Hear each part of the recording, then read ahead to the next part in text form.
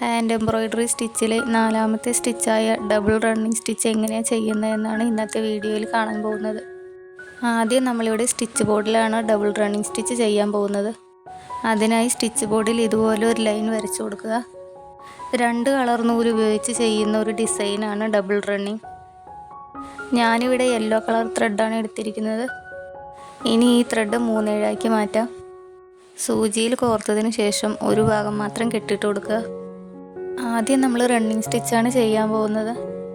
Running stitch എങ്ങനെയാണ് ചെയ്യുക നമ്മൾ കഴിഞ്ഞ ക്ലാസ്സിൽ പഠിച്ചതാണ്. അപ്പോൾ നമുക്ക് അതുപോലെ റണ്ണിങ് സ്റ്റിച്ച് ചെയ്ത് കൊടുക്കാം.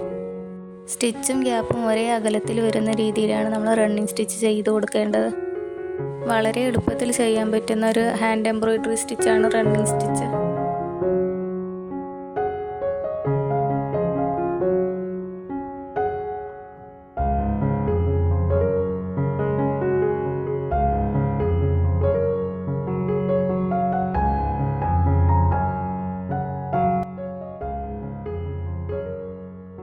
നമ്മളിവിടെ റണ്ണിങ് സ്റ്റിച്ച് ചെയ്ത് കഴിഞ്ഞു. ഇനി സൂചി താഴേക്ക് ഇറക്കി കെട്ടിട്ട് കൊടുക്കാം. കെട്ടിട്ട് കൊടുക്കുന്നതിന് മുമ്പ് ചുളിവുകളൊന്നുമില്ല എന്ന് ഉറപ്പ് വരുത്തണം.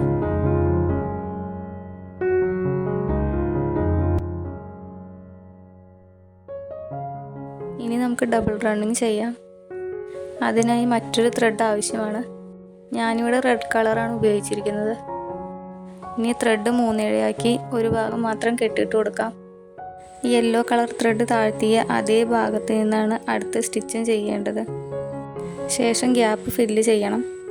അതിനായി യെല്ലോ ത്രെഡ് ഉയർത്തിയ ഭാഗത്ത് റെഡ് ത്രെഡ് താഴ്ത്തി കൊടുക്കുക. ഇങ്ങനെ ചെയ്യുമ്പോൾ ഗ്യാപ്പ് ഉണ്ടാവില്ല. ഇതുപോലെ എല്ലാ ഗ്യാപ്പും ഫിൽ ചെയ്ത് കൊടുക്കുക.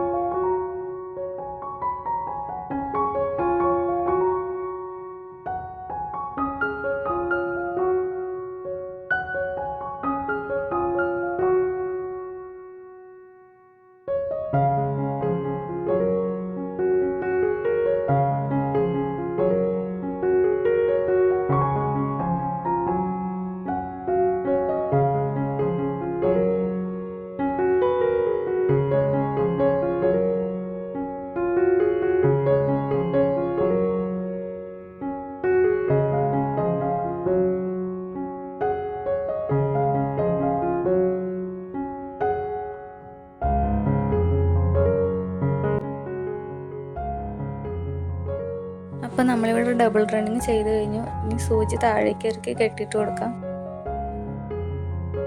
ഇനി നമുക്ക് ഡബിൾ റണ്ണിങ് ഉപയോഗിച്ച് എങ്ങനെയാണ് ഡിസൈൻ ചെയ്യാമെന്ന് നോക്കാം.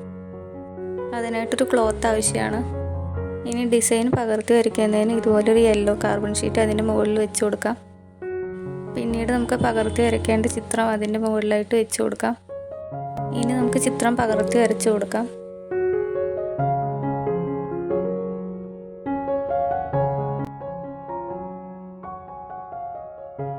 നമ്മളിവിടെ ചിത്രം പകർത്തി വരയ്ക്കൽ കഴിഞ്ഞു. ഇനി ക്ലോത്തിൽ എങ്ങനെയാണ് വന്നിട്ടുള്ളതെന്ന് നോക്കാം. അപ്പോൾ നമ്മൾ വരച്ച പോലെ കറക്റ്റായിട്ട് വന്നിട്ടുണ്ട്. ഇനി നമുക്ക് ക്ലോത്ത് എംബ്രോയ്ഡറി ഫ്രെയിമിൽ വെച്ച് കൊടുക്കാം. അതിനായി ആദ്യം സ്ക്രൂ ഇല്ലാത്ത ഭാഗം താഴെ വെച്ച് കൊടുക്കാം. പിന്നീട് നമുക്ക് ക്ലോത്ത് അതിൻ്റെ മുകളിലായിട്ട് വെച്ച് കൊടുക്കാം.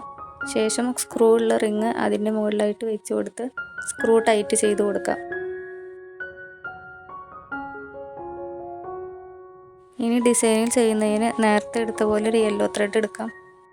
അത് 3/7 ആക്കി ഇതുപോലെ കെട്ടിട്ട് കൊടുക്കാം. ഡബിൾ റണ്ണിങ് ചെയ്യുന്നതിനായിട്ട് ആദ്യം നമുക്ക് റണ്ണിങ് സ്റ്റിച്ചാണ് ചെയ്യേണ്ടത്. അപ്പോൾ നമുക്ക് അത് ചെയ്ത് കൊടുക്കാം.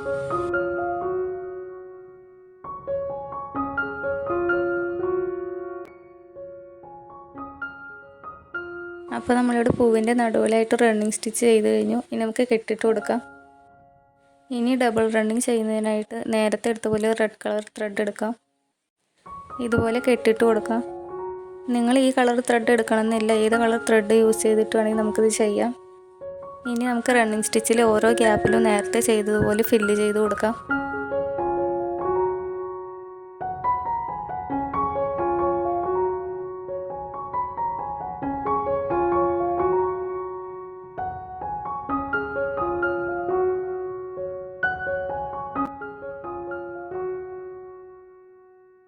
അപ്പോൾ നമ്മൾ പൂവിൻ്റെ നടുവിലായിട്ട് നമ്മൾ ഡബിൾ റണ്ണ് ചെയ്ത് കഴിഞ്ഞു. ഇനി നമുക്ക് കെട്ടിട്ട് കൊടുക്കാം.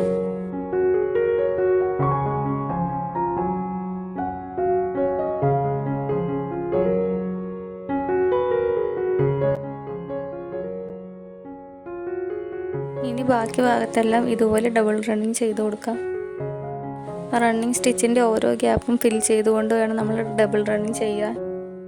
ഓരോ ഇതളുകളിലും ഡബിൾ റണ്ണിങ് ചെയ്ത് കഴിഞ്ഞതിന് ശേഷം സൂചി താഴേക്ക് ഇറക്കി കെട്ടിയിട്ട് കൊടുത്തതിന് ശേഷം മാത്രമേ അടുത്തത് ചെയ്യാൻ പാടുകയുള്ളൂ. ഇനി നമുക്ക് ഇതുപോലെ മുഴുവൻ ചെയ്ത് കൊടുക്കാം.